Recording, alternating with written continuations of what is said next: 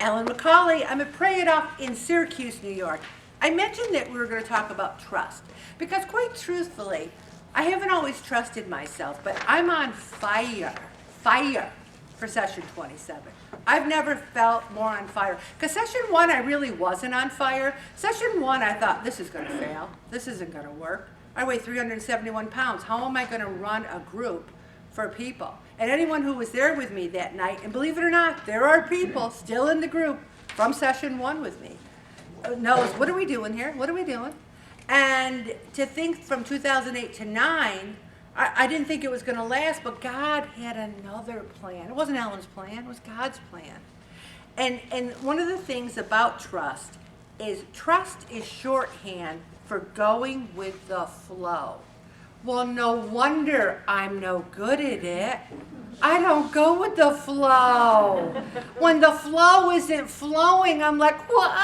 That's not what I wanted. I thought the flow was going to go here, not there.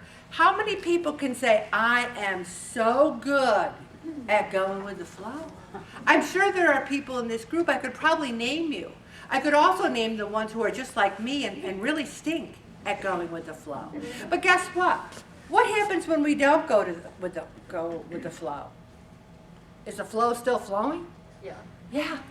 And who do we hurt? We end up hurting ourselves. And I'm sick of hurting myself. Finally, maybe, stop beating myself up.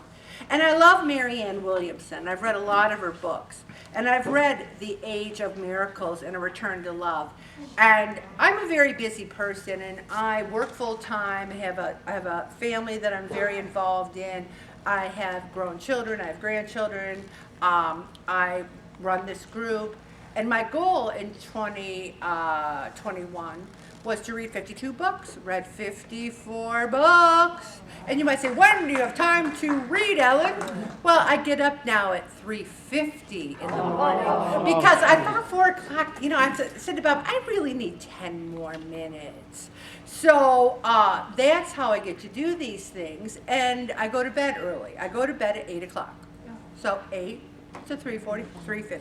So anyway, Marianne's awesome. So if you can, especially if you don't have a lot of commitments, read inspirational books and share the information with the group. She says, how can we trust ourselves when we fail time and time again? Didn't I start out the meeting by saying that? Trust myself when I've blown it so many times. Trust others when they just let me down. And then Marianne says, I've come to trust, not that events will always unfold exactly as I want, but that I will be fine either way. Wow. I'll be fine either way. Going with the flow. And it is liberating. It is. Sometimes I'll say to Bob, I'm going to go with the flow on this FaceTime. Tell me how I do at the end. And then I'm like, go with the flow, go with the flow. The kids will drop a couple bombshells. And I'm like, oh, really? How interesting. That's fabulous. Wow. And at the end, I'll turn to him and go, how did I do? And he goes, I think you really did well going with the flow, but I don't think they bought it. You see, that's the thing.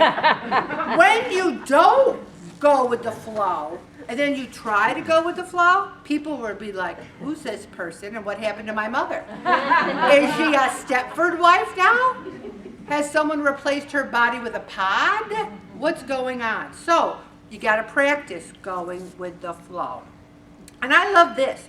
She feels that everybody you meet for a reason. And that the challenges we face in life are lessons that serve our soul's growth. I truly believe that the people in this group I met for a reason. And so many people that I know in my work and professional life and personal life said, you're still gonna do that group at church? Even with Omicron and the spiking? And I said, whoever comes, comes. The diehards will be there. And the reason I have to do it is because I know how I felt when I didn't do it. Depressed, anxious, I'm on a fire side of session 27 because we made it through 26. We made it through session 26. Maybe I didn't set the world on fire in 26, but a lot of you did. And you're continuing to do so. So if we're careful, we're vaccinated, we wear our mask, and we don't come if we're sick. We can do this, everyone. And I love how Marianne says, the rock, of course, is love. If I build my house on rock, then my life will remain firm in spite of life's inevitable disappointments. Bob and I always say, thank God we have each other because we can care about the same things, weather the storm, and you have other family members, your mother, your sisters, your brothers, your children that are your rocks. And God is our big rock. He's our boulder. God is love, and therefore we are love. We were made to love. We were created to love. And that's why I say, don't be stingy with your love. Don't write, Bob and Ellen. You write, love Bob and Ellen. Yeah, don't be stingy with that love. People may betray or disappoint me, but if my heart remains open, I will endure the storm. I trust life, not because I trust the world, but because I trust the God who lives in my heart. And a lot of people were upset today because they were dredging up what happened on January 6th of last year. And I thought it was terrible. I particularly don't want to dredge it up. I don't think we should celebrate it or talk about it ad nauseum. I think we should work spreading love so that things might not happen again like that. So I'm all about, let's not concentrate on all the negative. Let's try to see what we can do to be the positive. We have to trust in the unfolding, mysterious wisdom of life.